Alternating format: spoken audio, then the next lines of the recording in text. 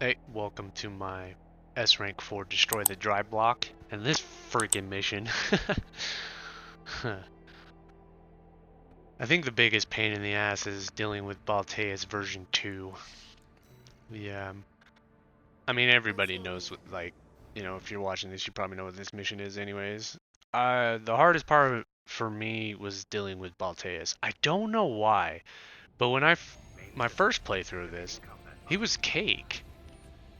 Then when I'm trying to do the S rank for this, suddenly he was an asshole, and it was almost like the whole fight was RNG.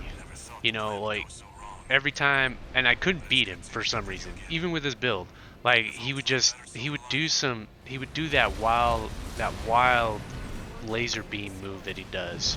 It does like a ton of damage. So like trying to avoid that, you know, it's crazy because he fires it almost so inconsistently. I know he does it like the same way every time, but he fires it so like it just the way it moves, it feels so inconsistent. It's just hard to dodge for it. Even if you kind of know like what the attack does, it still makes it very hard to just time it all. And then like the thing that makes this mission kind of a pain in the ass is just getting to that fight without taking a ton of damage. Because this one actually doesn't have as much leeway as some of like the other boss missions. Or at least for me it didn't. Because it was weird. Because like when I was doing it, when I did complete it, I completed it once and got an A rank. So I was like, okay. So when I was doing all my other attempts, I'm like, alright, so we don't want to take as much damage now. Especially when you have to fight basically two bosses. As you can see right now, we're fighting basically the Death Roomba again. Which he isn't really a problem. It was, oh yeah, I think the problem was my ammunition count. I think maybe by the end of it, that might have been it. Because using miniguns is they're powerful, but it's kind of a high risk, high reward type thing. Because you can burn through that ammo really fast, which is going to run up your cost, which is going to cause a lot of problems with your S rank. So that might have been why. And then it's on top of like taking too much damage. So it's almost like you kind of have to play this one a little bit perfectly, because you've seen in some of my other missions where you can kind of be a little bit sloppy and still get the S rank. But this one, it was almost like you have to be on point. And especially with the fact that the mission can take a little bit of time, because you want to fight Balteus. But if you fail or die at Balteus, you got to do the whole level again. Because if you use the checkpoint, you're basically disqualified from the S rank anyways. So you basically want to do the missions without dying at all, at any point, restarting checkpoints. So it makes it kind of a pain in the ass, because you got to sit there, you got to fight the Death Roomba again, you got to go through there without taking as much damage as you did, because some of them would be really good, and then other times it would be really bad. And then, you don't want to burn through any of like your repair kits, because you want to save like the repair kits for Balteus, So that's kind of what I'm doing. You can see like I could probably repair, but I'm not going to, because I'm going to be using the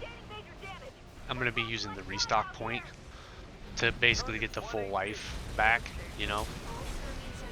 which I don't know if that necessarily counts. It probably does. I don't think it counts towards your, but it's possible it does. I don't really know how it works. Because like the score doesn't really specify a whole lot of things. Oh, it's like about 4 minutes to get back to this fight. So take about, what, a minute and a half to fight Balteus. Because yeah, and like what I ended up doing is before, I would kind of try to play a little bit reactionary. Only this time I tried a little bit different. So like when I was playing reactionary, it seemed like he was doing the stuff I didn't want him to do. And he was just destroying me. And it was just frustrating. So I decided like this time I'm just gonna be hyper aggressive. We're gonna be up his ass. Just all up in his face. Even though he did that to me. Usually when he does that, you can kind of back off. it's probably a good idea because you don't want to take the damage for that. It's kind of unnecessary damage for that, from that move when you can easily avoid it. Just back off a little bit. Oh yeah, and I realized I'm using like the Speedy Boy tank build so that way I can move across the ground at least with some speed, you know? And yeah, so I can just focus on shooting him. Because I remember I was trying like bipedal builds and then like I had to move and it felt like I was focusing more on dodging his attacks and shooting him and being aggressive, and it was just like, this is why I went with the Speedy Boy tank build, so I can just be all out on the ground and still move fast and dodge his attacks, because like his electric attacks are kind of a pain in the ass too. He has some like really obnoxious attacks, I'll say.